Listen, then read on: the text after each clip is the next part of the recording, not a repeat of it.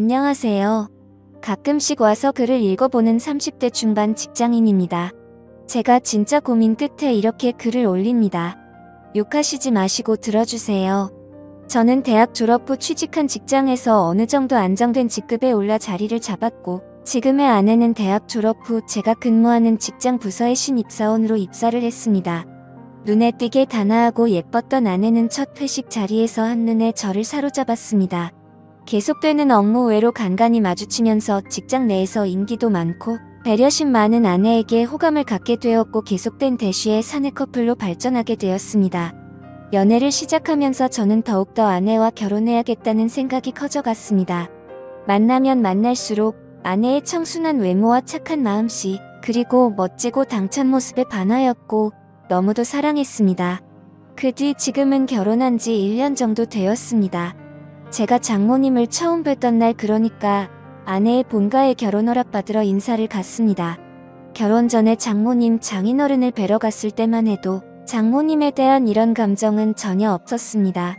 그 전까지 여러 번 아내로부터 장모님에 대해 이야기를 들어왔고 실제로도 그런 분이셨습니다.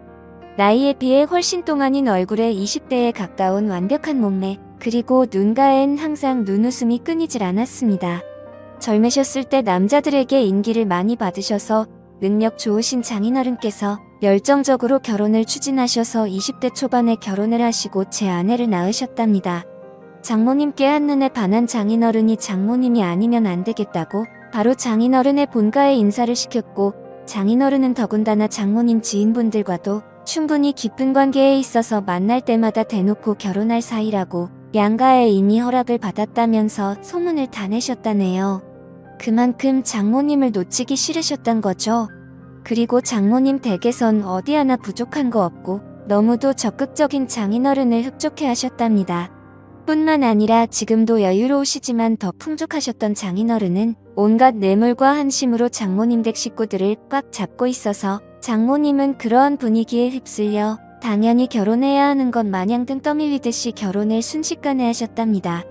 그렇기 때문에 저하고 나이 차이가 10살도 안 되시는 나름 젊은 장모님이십니다. 우리 장모님은 영화 배우 이영애를 닮아서 아우라가 풍기는 그런 이미지이십니다. 외모도 아주 닮으셨습니다.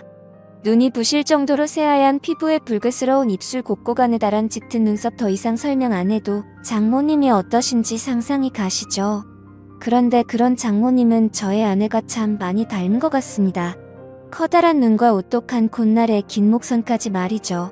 아무튼 저희는 순학리에 결혼을 하게 되었고, 아내는 직장에서 인정받는 유명한 직원이었기 때문인지 직장에 미련이 많이 남는다면서 결혼 후에도 직장 생활을 계속하고 싶어 했었습니다. 저는 아직 아이 계획이 없으니 원하면 그리하라고 응원을 해주었네요. 저희 계획을 알고 계시는 예기장인 장모님께서 식사나 같이 하자고 부르시다니 평소에 딸을 너무나 이뻐하셨던 장모님께서는 사위인 내가 부담스럽지만 않다면 당분간만이라도 아내와 같이 지내는 게 어떻겠냐고 제안을 하셨습니다. 딸이 갑자기 시집을 훌쩍하게 된다니 왠지 모르게 가슴이 텅 빈 것 같으시다며 딸한테 살림도 좀 가르치고 싶고 사위인 저도 챙겨주고 싶다시면서요. 아내는 제 눈치를 살피는 것 같길래 저도 모르게 흔쾌히 그러자고 해버렸습니다. 그래서 이런저런 이유로 결혼 후 바로 처갓집에 들어가 살고 있습니다. 그런데 결혼하고 나서 처갓집에 같이 살면서 장모님을 볼 때마다 점점 장모님의 여성스러운 카리스마와 매력, 그리고 왜인지는 모르게 너무 미녀이셔서 그런지 보호 본능까지 일어나더군요. 한마디로 미치겠습니다. 몇 달 전에는 장모님께서 샤워를 하시고 머리를 말리지 않고 나오셔서 부엌에 물을 마시러 오셨는데 그때 저와 눈이 딱 마주치고 말았습니다. 전 정말 말로 표현할 수 없는 감정을 느꼈습니다. 온몸이 찌릿하다고 해야 할까요? 저도 모르게 그 순간 장모님이 여자로 느껴졌습니다. 이러면 안 되는 거 알면서도 그때 그 모습이 자꾸 떠오르더라고요. 장모님께서는 음식 솜씨도 보통이 아닙니다. 나름 까다롭다는 제 입맛을 그냥 사로잡아 버리십니다. 먹다 보면 맛있다는 감탄사가 저절로 나오게 됩니다. 그래서 밥도 공기를 기본으로 해치우면 장모님께서는 그런 제가 너무 이쁘시다며 무척 흐뭇해하시면서 먹고 싶은 게 있으면 언제든 말하라고 하십니다. 아침 식사를 거르기가 일쑤였던 저였는데 결혼 후인 지금은 결혼 전보다 일찍 일어나 말끔한 얼굴로 장모님이 차려주시는 밥을 챙겨 먹고 출근을 하고 저녁에는 친구들과의 술자리도 한두 개씩 빼가면서 신혼이라 일찍 들어가야 한다며 장모님과 저녁 식탁에 함께 앉기 위해 칼퇴근을 서둘렀습니다. 앞치마를 두른 장모님의 모습은 저의 심장을 너무나 뜨게 했기 때문입니다. 그러던 지난주 금요일 어느 때처럼 칼퇴근을 하고 집으로 돌아갔는데 장인어른과 제 아내는 약속이 있다고 하여 저는 장모님과 단둘이 식사를 하게 되었습니다. 장모님께서는 이미 제 퇴근 시간에 맞춰 저녁 준비를 다 끝내셨는지 이미 식탁에 반찬이 한가득 자리를 차지하고 있더군요. 마지막으로 장모님께서 찌개를 데우시는데 장모님 손가락에서 피가 나는 것 같더라고요. 저는 깜짝 놀라서 장모님의 손을 잡으며 장모님 다치셨냐고 언제 어디서 다치셨냐고 물어보았더니 아까 설거지를 하다가 그릇에 익어 나간 걸 발견하지 못하여 베었다고 하시더군요. 순간 저는 벌떡 일어나서 집을 나가 근처 약국으로 달려가서 상처에 바르는 연고와 데일밴드를 사서 들어왔습니다. 장모님께서는 밥 먹다 말고 어디 다녀오냐고 놀라 물으셨고 저는 그런 장모님을 의자에 앉힌 뒤 장모님 상처부터 치료하고 식사해요. 덧나면 큰일 나요 하고 장모님의 손을 치료해드렸습니다.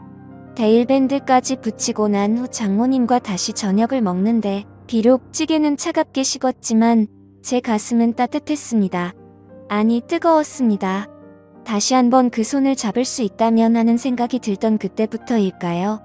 저는 장인어른과 장모님이 함께 대화를 나누시는 모습을 보면 장인어른이 너무 부러웠습니다.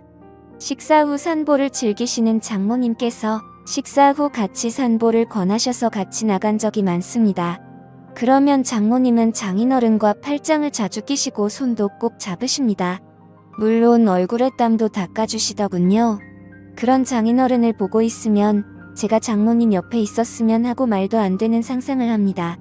길 가다가 맛있는 게 보이면 아내보다 장모님이 먼저 생각납니다.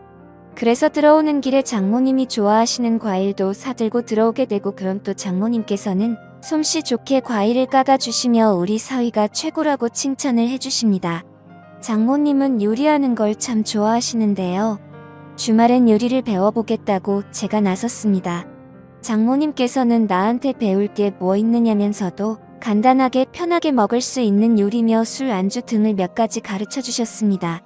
옆에서 요리도 하고 설거지도 같이 하면서 신혼부부 같다는 느낌이 드는데 그저 그 순간이 잘못됐다는 생각보다도 그저 행복했습니다.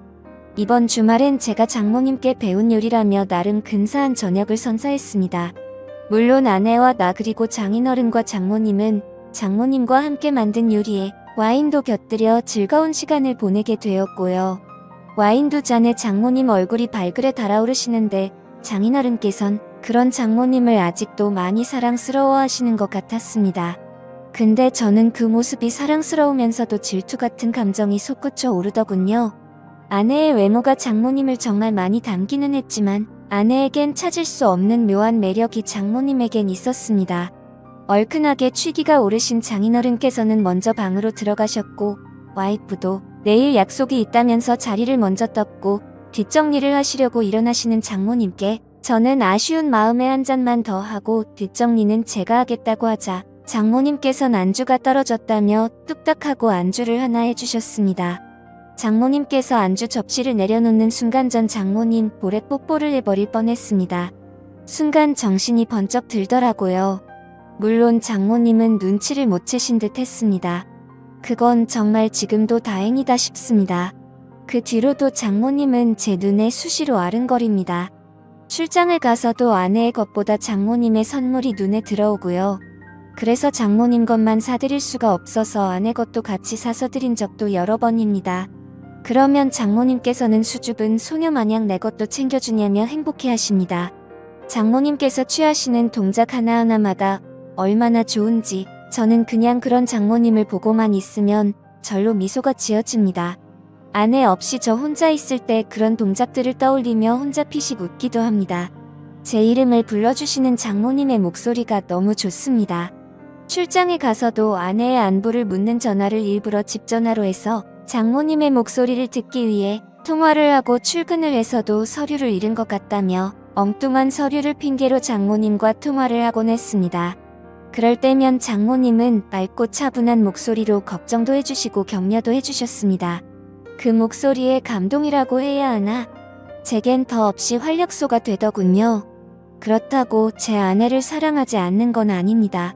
하지만 지금 제 눈동자 마음 머릿속은 아내보다 장모님이 더 많이 차지하고 계신 건 사실입니다. 욕먹을 것 같지만 더 솔직히 말하면 장모님과 제가 이런 관계로 얽히지 않았다면 좋았을 텐데라는 생각이 듭니다. 장모님의 남자가 되고 싶은 마음이 없지는 않습니다. 그런데 불가능한 건 압니다. 잘합니다. 독한 마음에 몇 개월 뒤에 분가를 할까 생각도 합니다만 그렇다고 지금의 제 마음이 사라질까요? 평생 보고 살아야 하는 장모 사위 관계인데 언젠간 제가 장모님을 봐도 아무렇지도 않을 날이 올까요? 정말 미치겠습니다. 좋은 의견 댓글로 부탁드려요.